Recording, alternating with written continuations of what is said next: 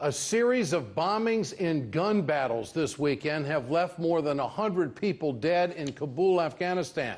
The incidents took place near a military training base where American advisors are assisting the local army.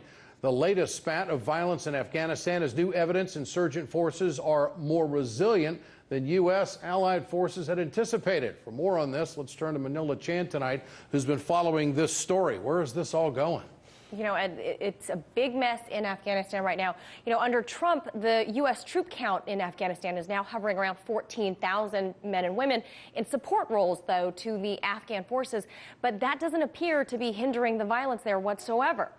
Today's attack killed at least 11 Afghani soldiers near the training base and left more than a dozen injured after a gunfight with an ISIS-affiliated group in Afghanistan. This followed a massive suicide bombing in a busy market area of Kabul on Saturday, which killed as many as 150 people. That attack claimed by the Taliban. Now, the week before saw an attack at the Intercontinental Hotel, which claimed at least 22 lives there. Now, in spite of increased American personnel presence and newly expanded airstrikes approved by the Pentagon, violence is up across the country as the Taliban is regaining control of large swaths of the country after the U.S. withdrew the bulk of American troops back in 2014. Now, look at the number of airstrikes during Obama's final year in office, contrasted to Trump's first year in office. Under Obama, Afghanistan saw just over 1,300 airstrikes in 2016. Under Trump, that number is up over 300%. Now, experts believe those strikes are aiding in blunting the spread of the Taliban. But it's not just the Taliban that has the country under siege. ISIS, too, is now contending for territory.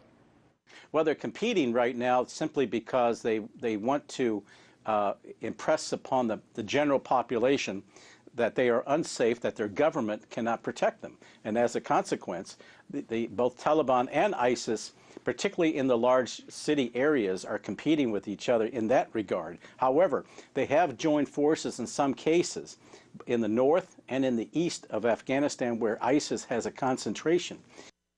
Now, another tenet to the Trump doctrine in Afghanistan is cutting off aid to their neighbor, Pakistan.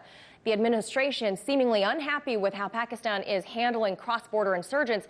Many terrorists have and continue to find safe sanctuary there. Earlier this month, the Trump administration announced it would suspend around $1 billion in U.S. military assistance to the country, a clear sign of the administration's frustration with Pakistan's failure to deal with militants on their side of the border.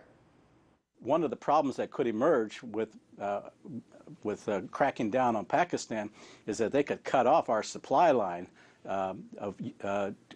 into Pakistan through the Khyber Pass, in which we send supplies to U.S. troops in Afghanistan.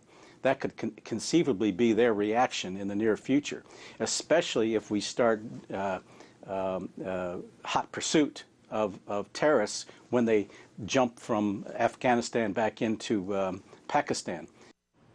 So far, Ed, intelligence officials believe ISIS and the Taliban are hostile to one another, but that hasn't yet been determined. What, if any, correlation might be that both groups are increasing their violence up in the new year, Ed. Might get a little direction from the president tomorrow night in the speech. Thanks, Manila. Appreciate it.